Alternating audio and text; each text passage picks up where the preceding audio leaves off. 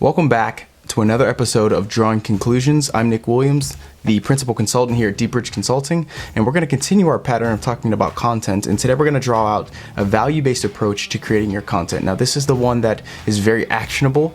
And if you make any sort of content whatsoever, that is, if you create anything that your customer is, it's designed to be read and influence, persuade, and hopefully convert, well, that's content, and this is going to be able to touch directly and specifically into what you're doing. So this is a highly actionable way to create your content, and it's going to be the value-based approach to content creation. So the first question I want you to ask yourself is, what is their problem?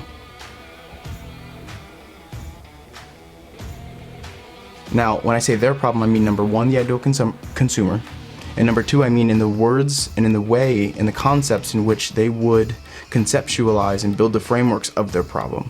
That is, my biggest problem as a business owner is a longer sales cycle.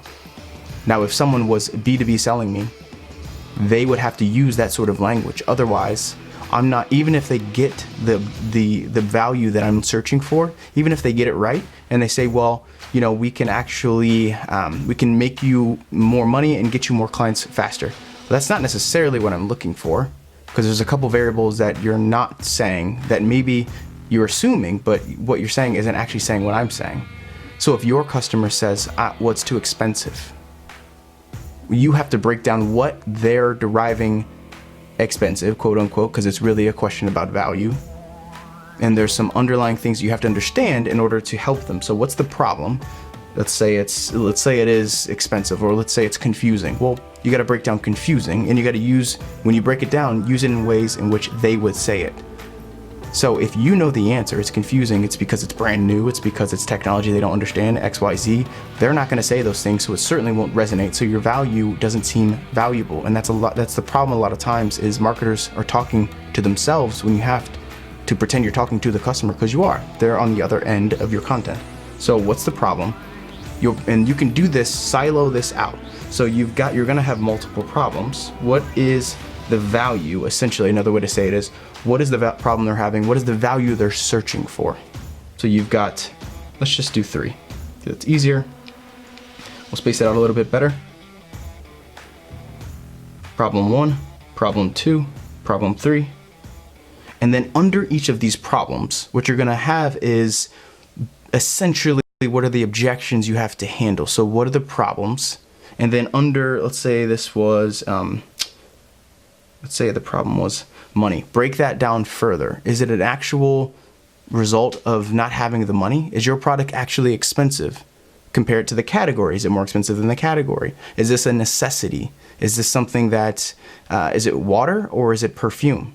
Because you go about converting those things in very different ways. And when you talk about value, depending on the necessity of the person, what that person needs to survive versus a luxury, the entire story is changed, scarcity tactics are changed, value propositions are changed. So you have to break down each of these concepts with the value-based approach, break them down into what are the problems, and then what is the solution, the real solution.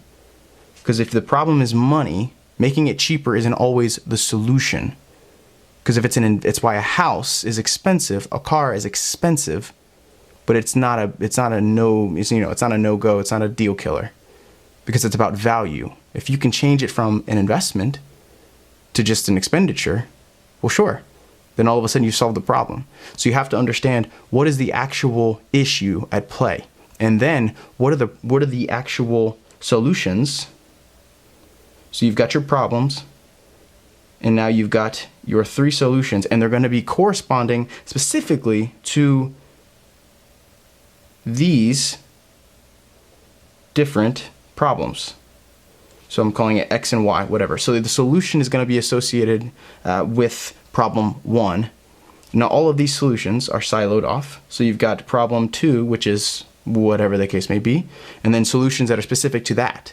And when you break your content from a value-based approach, you can tell very specific stories that are designed to convert and help and drive and deliver value to very specific customers at that point in time in which they need to hear it. Now you may be saying to yourself, well, Nick, this just creates highly, personalized content. Well, that's the point. And you have to be very consistent, and you have to break it down as I had, and if you were to take this advice, which you should, you would break it down as I have here. Because now, the old adage is if you're talking to everyone, you're talking to no one. So what you want to do is try to talk to very targeted people, but that doesn't mean neglect the people you should be talking to. When you take the value-based approach to creating content, you, number one, make sure that you're talking to the people that actually matter to your business. There's no other way to look at it, because if you're breaking down what the problem is of the people, what are the real problems of your ideal consumers, what you're not talking about is all the other things, right? There are things that are problems, but they're not your problems of your ideal consumer. So if you're selling, Hondas, having Ferrari money doesn't matter to your client, right? Like, everyone wants a Ferrari, but that doesn't mean everyone's in the market for one. So that's not a real problem. Although someone would say, I want a Ferrari. They don't need a Ferrari, and you have to understand that. But when you break that down, then you can tell that story of what matters to them. And then you've got a whole set, you've got siloed off content that is specifically for certain people, and you're making sure you're delivering to your entire audience that matters to you, and telling specific stories, customized marketing, which is the only kind of marketing that's going to convert in 2020, 2019.